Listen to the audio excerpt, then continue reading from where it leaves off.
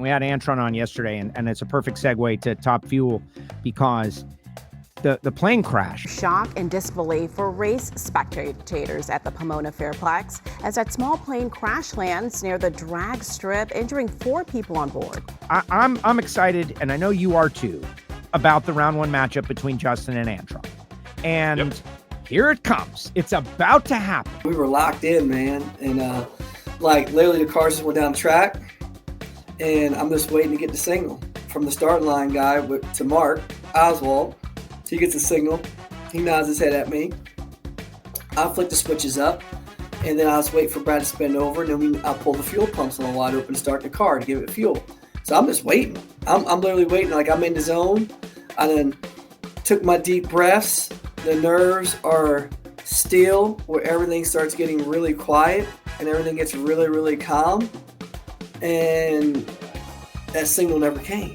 And I'm on the starting line, just did an interview with the Grand Marshal honorary starter from In-N-Out. He is so excited about nitro cars. He's never seen them in person. And he's like loving it. And here we go. This is it. The race that, for all intents and purposes, may decide the championship one way or another. And then Jason Logan goes, I saw a plane crash. I saw a plane fall out of the sky. And like, what? A single-engine Piper PA-32 airplane crashed near the drag strip, narrowly missing thousands of people watching the In-N-Out Burger Racing Finals. From where I am in the tower, it was behind the grandstands. It was not in my field of vision.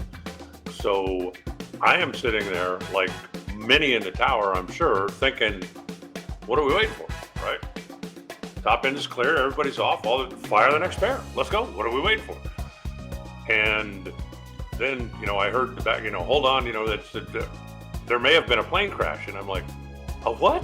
I heard Reinhart come across and make an announcement at the racetrack and say, hold on, everybody just wait a minute. And then he made an announcement that a plane crashed. Then he told us that we can get out of our cars because we saw Safety Safari run off really fast, really hard. Then I got out the car, took my helmet off. I'm like, oh. And next thing you know, they're going back to the pits. And the whole space-time continuum breaks. 4 people, the pilot and 3 passengers, all sustained non-life-threatening injuries and were taken to the hospital. The racetrack was not affected at all. The facility was in that area, but the racetrack was not affected at all. So us running the race wasn't in any way, shape, or form going to create any issues for an investigation the next day or the day after, whenever it picked up. And we were told you can resume operations. So we gave the teams a heads up and said you'll be back in the lanes at 1 o'clock and we'll pick up right where we left off. They told us to be up there at whatever time, be in the water box at whatever time. So we go up there, got behind the bikes, the Pro Stock bikes, got ready to run, got buckled in the car, ready to start the car. And they came back and said, now they've decided they're going to run Top Fuel Funny Car first. And I'm like, you got to be kidding me, right? They called us back up at 1 o'clock. I was just in this zone where everything was just silent, cool, calm, collective. Like nothing could rattle me, nothing could get to me. Nothing ever usually gets to me anyway on the racetrack or nothing like that. I always can think and know where I'm at, know what to do.